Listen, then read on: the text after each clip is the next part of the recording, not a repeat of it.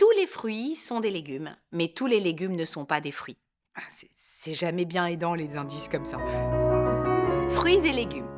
C'est parti d'une question toute bête de mon fils cadet qui me dit: Maman, les tomates sont des fruits, n'est-ce pas?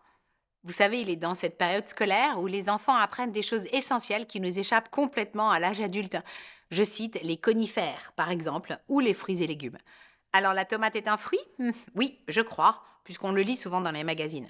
Mais naturellement, la curieuse que je suis a voulu aller plus loin et je me suis demandé quelle était justement la différence entre les fruits et les légumes. Spontanément, il y a plein d'idées qui viennent, n'est-ce pas? Je suis sûre que vous savez. Le goût, les fruits sont sucrés et les légumes salés. Ça marche, mais moins le quart, puisque certains légumes sont sucrés comme la betterave ou la courge butternut, par exemple.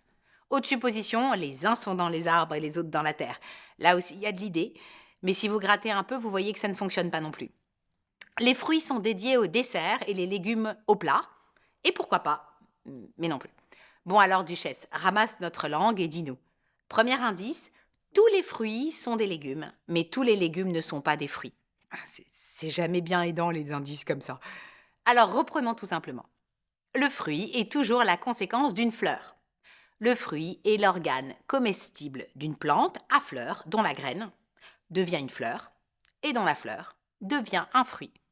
De son côté, le légume, lui, est une partie d'une plante potagère qui se consomme, peu importe d'où il vient.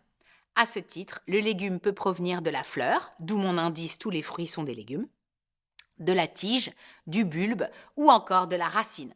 Ainsi, les légumes viennent des feuilles, comme la salade ou les épinards. Les légumes viennent des tubercules, comme les pommes de terre, les carottes ou encore les radis. Ceux qui viennent des bulbes, comme les oignons. Ceux qui viennent des germes, comme le soja. Qui proviennent des tiges, comme les asperges ou les poireaux. Ou enfin les légumes qui viennent des graines, comme les pois chiches ou les lentilles. C'est dingue. Je suis toujours surprise de comprendre les subtilités de la vie. C'est donc pour cela qu'il y a des légumes inattendus, comme la rhubarbe ou la canne à sucre, et des fruits encore moins fruits que fruits, comme le haricot vert, la tomate, l'avocat, l'aubergine, le poivron, les piments, le concombre, la courgette ou encore l'olive. Bon, bon, bon. Avocat, concombre, olive. Avec ça, je vous mets au défi de faire une salade de fruits en entrée pour votre prochain dîner.